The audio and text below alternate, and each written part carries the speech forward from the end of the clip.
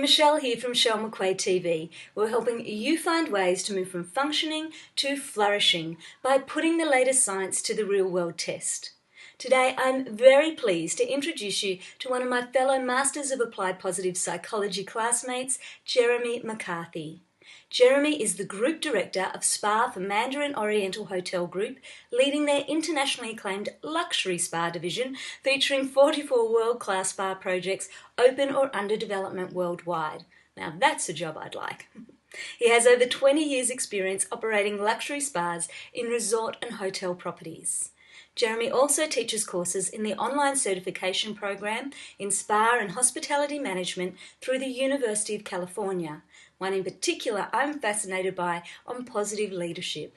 He's the author of The Psychology of Spas and Wellbeing and hosts a blog about holistic wellbeing at psychologyofwellbeing.com. Welcome, Jeremy. Thank you, Michelle. Thanks for having me. Jeremy, I'm fascinated. What does the business of running a spa day in, day out really have to do with positive psychology? Well, I see positive psychology is about, kind of as opposed to the typical illness model of looking at what goes wrong with people. Positive psychology is kind of looking at people who are already doing well and how can they do even better? How can they thrive or flourish? And that's really what we try to do in our spas. Unlike other healing institutions in our society, a spa doesn't wait for people to be sick or ill or broken before they can come in. Spas are really treating people every day that are doing perfectly well, but everybody wants to be doing a little bit better and wants to feel better. And so that's what the spa experience is all about.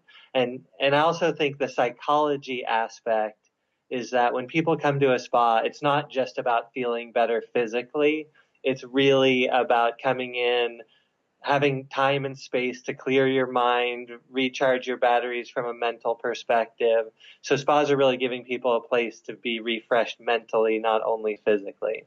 I think that restoration piece adds such a deeper element to just going for a massage or a spa treatment. But how do you teach people to be positive leaders? I know you've been running this amazing online course around positive leadership, particularly in organizations. So what exactly is a positive leader?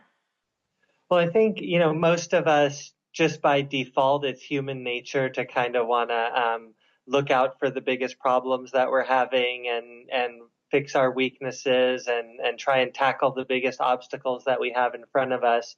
And so most organizations focus on that kind of deficit-based approach to management.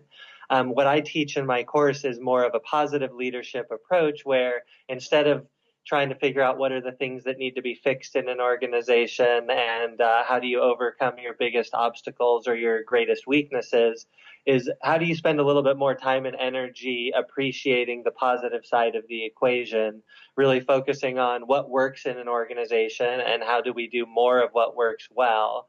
How do we leverage the strengths that we have within our organization and get those strengths working together well? How do we create a strong culture or a strong brand, cultivate a sense of meaning and purpose at work?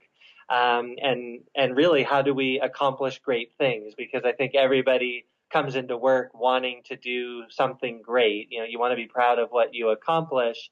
And I think there's a lot we can learn from positive psychology and other goal strategies that people can draw from to really pursue those accomplishments in a way where they can really get results. So some of that sounds a little like a philosophy that we take to the kind of leader we want to be, but what might those leaders who've been in your course try to do practically day to day as they go about their role in management, for example? Sure. A typical example is just the way that you interact with your employees at work. So, I think a lot of times when you're in a leadership position or you're in a meeting with your team, a very common approach would be to kind of go around the room and figure out what are the biggest problems that everybody is facing. And, I want to report on how you're fixing this problem and how you're going to solve that problem. As opposed to really taking some time to celebrate successes, for example. Let's talk about what went well this week, and let's kind of savor that and appreciate the accomplishments that we've had, and let's figure out what we can learn from what we did well. and how we can repeat more of that in the future. Or instead of only showcasing the examples where your customers weren't happy and trying to fix those problems and solve those problems, look at examples of customers that are really responding well to what you're doing and trying to identify and understand, what is it about, what did we do with that customer that really won them over and made them happy, so that we can duplicate that with other customers in the business. And these are, it's kind of common sense, but it's not our nature to do some of these things. So, why do you think it's not our nature? And being that it's not our nature, do you ever find people you're teaching these skills to are maybe a little bit nervous about taking them into their organization and what people might think?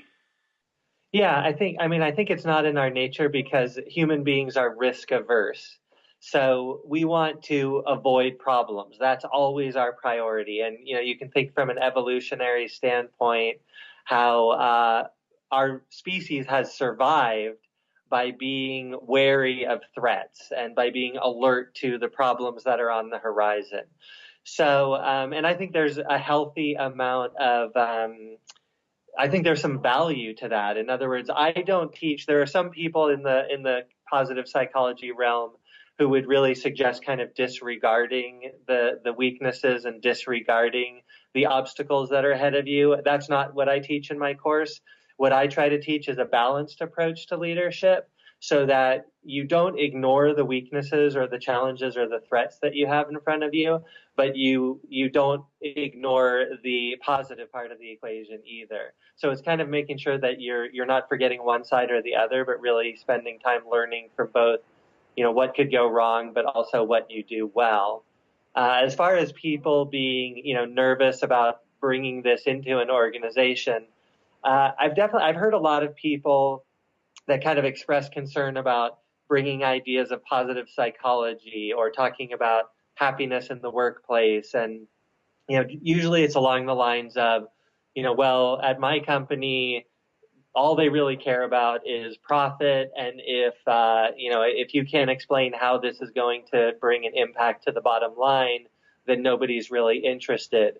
And I don't really buy into that very much, because I actually think everybody, even in the largest corporations, and I've brought these ideas into large companies, even in the largest corporations, the people who work there, from the CEO to the CFO, all the way across the top levels of the organization, are all human beings. And they all would probably prefer to work somewhere that was really creating meaning in people's lives, that had happy employees, where people were proud of the work that they were doing.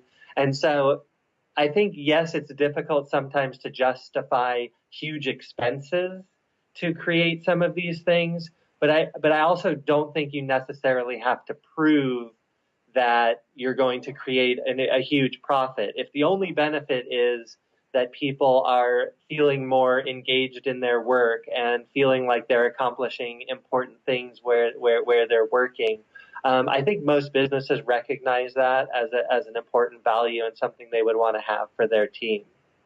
I think that's so important. And I know in one of your blog posts, you talk specifically about why you believe positive leadership and introducing these ideas into workplaces is far more than just about having happy employees. Can you elaborate a bit more on that for us? Because I think it's a common misconception that positive psychology just equals happiness.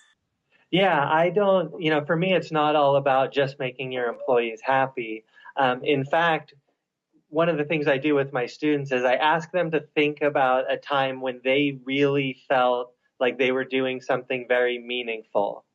And almost invariably, if you ask people to tell stories about things that they were really passionate about and that they really felt connected to their purpose as a human being, it's almost always a challenging situation.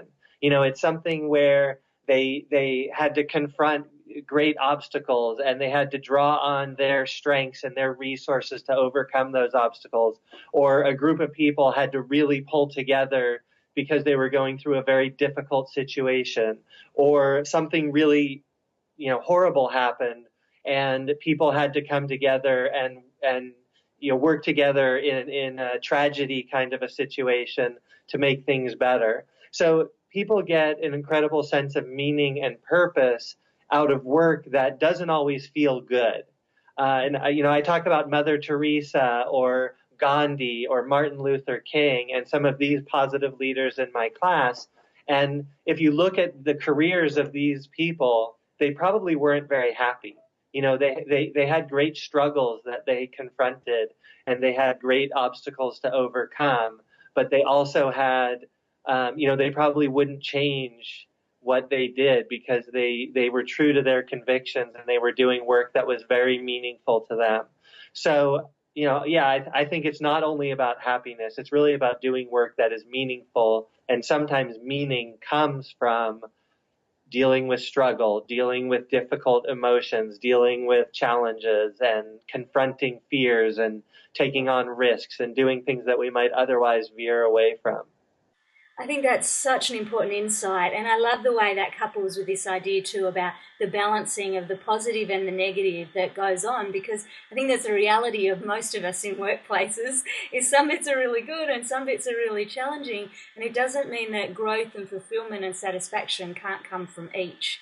I know another one of the ideas you talk about under positive leadership as well is why perhaps as leaders our job isn't necessarily to motivate our employees, which often runs a bit contra to some of the other things we're taught in organisations. Can you elaborate a bit more on that for us as well? Yeah, I just think as leaders, and even for myself, growing up as a leader in the hospitality industry, we always think that our job is to motivate our employees. And when I was doing research on self-determination theory, which I know you're also familiar with, the idea of self-determination theory is kind of that human beings have natural inherent motivation. They just need certain conditions in place for that motivation to take place.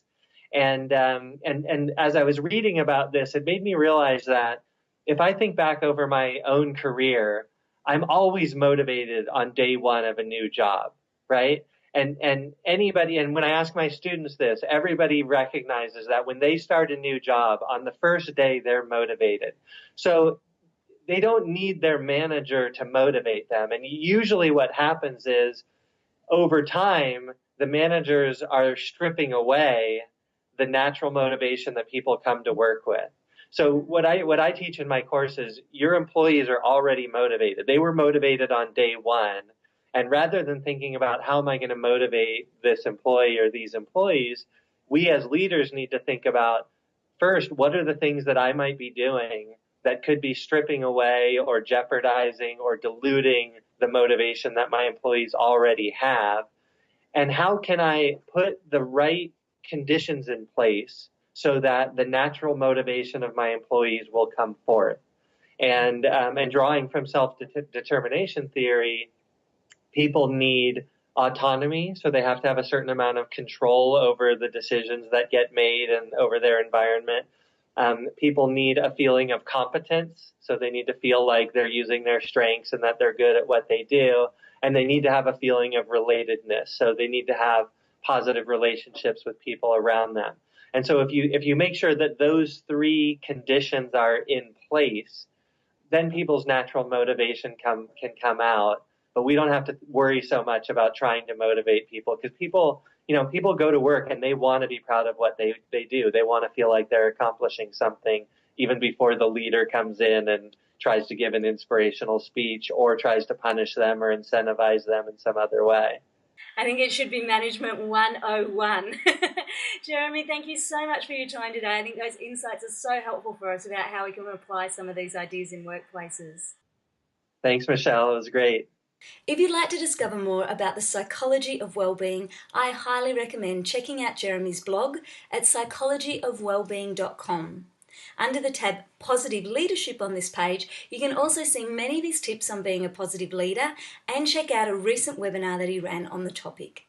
And if you're looking for more tested, practical and playful ways to move from functioning to flourishing at work, be sure to stop by michellemcquaid.com, leave your name and email address so you can hear all our news first.